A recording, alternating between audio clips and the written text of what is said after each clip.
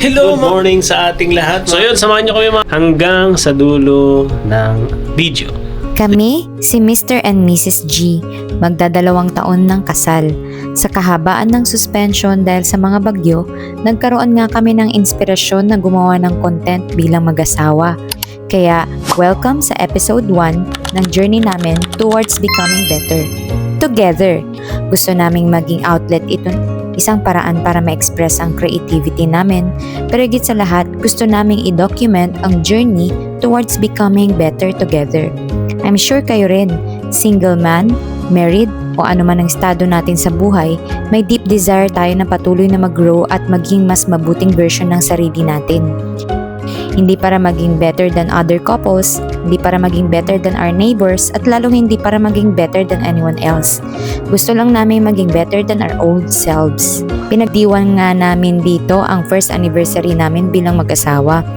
Nagdesisyon kaming pumasyal sa La Union at kumain sa isang restaurant na nirecommend ng mga kaibigan namin, ang Manam sa SM City, La Union.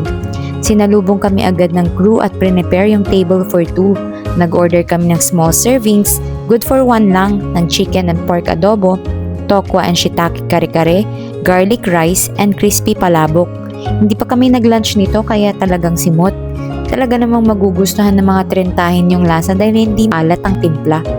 Overall, satisfied kami mag-asawa sa na-order namin. Hindi na nga kami bumili ng dessert dahil balak pa namin pumunta sa The Mansion Estates para mamasyal at doon magmerienda. Ayun, let's go. Bye-bye. Punta tayo sa The Mansion. Maglalakad lang tayo. Dahil medyo matarik ang The Mansion Estates, naglakad na lang kami at nakapag-exercise pa. Kung i-rate ko yung difficulty, 5 out of 10 lang. May entrance fee dito na 50 pesos each at marirefund mo kapag bumili ka ng product sa cafe nila.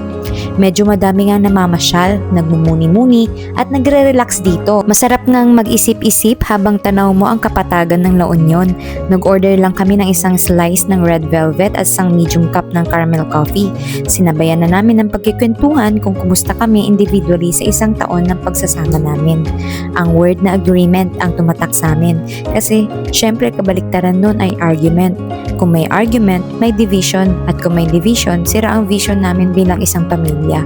Kaya hanggat maaari, inaaral naming mag-agree sa lahat ng bagay, maliit man o malaki. Hindi pa kami expert, malayo pa dun, madami pa kaming arguments, pero ang mahalaga, pinag-uusapan.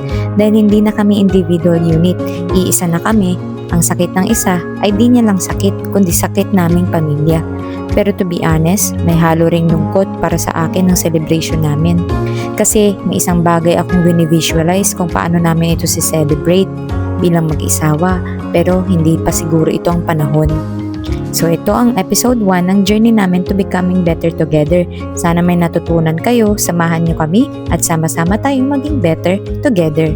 One day, one step, 1% better at a time. Tapusin na natin dito ang ating video.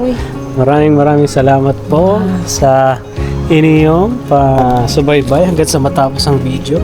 Thank you at pababa na kami dito sa The Mansion. Salamat sa inyo and ingat po kayo. Have a good day. God bless. Shalom, shalom. Tawid tayo. Right time.